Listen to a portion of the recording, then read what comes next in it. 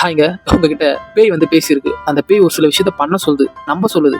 அந்த விஷயத்த நீங்க உங்க ஃப்ரெண்டு கிட்ட சொல்றீங்க. அவன் என்ன சொல்லுவாங்களா? கண்டிப்பா முட்டாளன் தான் சொல்லுவான். அவன் மட்டும் இல்ல, யாருமே நம்ப மாட்டாங்க. ஆனா யுஎஸ்ல ஜோனா ஈஸ்டர் வந்து ராபர்ட் ஷூவை ஃபர்ஸ்ட் டைம் பார்க்குறாங்க. பார்த்ததும் அவங்களுக்கு பிடிச்சிருக்கு. 2 பேரும் லவ் பண்றாங்க.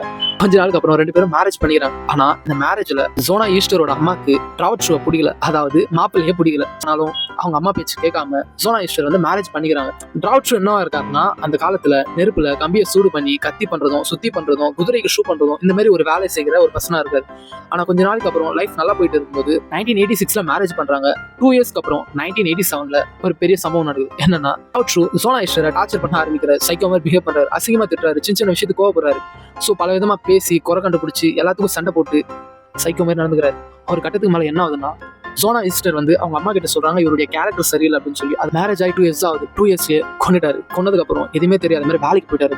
பெரிய சம்பவம் பண்ணிட்டு பக்கத்து வீட்டுல இருக்கிற குழந்தைகிட்ட சொல்லியிருக்காரு, அக்கா என்ன பண்றாங்க பாரு அப்படின்னு. அதாவது அந்த குழந்தைக்கான அக்கா இவருடைய வைஃப் என்ன பண்றாங்க பார்க்க சொல்லி பார்த்ததுக்கு அப்புறம் அந்த குழந்தை வந்து சொன்னதுக்கு அப்புறம் டாக்டர்ஸை வர வைக்கிறாரு. டாக்டர்ஸ் வந்து எதுவுமே தெரியாத மாதிரி டாக்டர்ஸை சரியா பார்க்க விடாம அந்த பாடியை புதைக்கிறாங்க. கொஞ்ச நாளைக்கு அப்புறம் ஜோனா ஈஸ்டர் அவங்க அம்மா கனவுல, என்னுடைய ஹஸ்பண்ட் என்னை கொண்டுட்டான், கழுத்தை நெரிச்சு கொண்டான், அதுக்கான அடையாளமா என்னுடைய எலும்பெல்லாம் உடைஞ்சிருக்கும் அப்படின்னு சொல்லி சொல்றாங்க.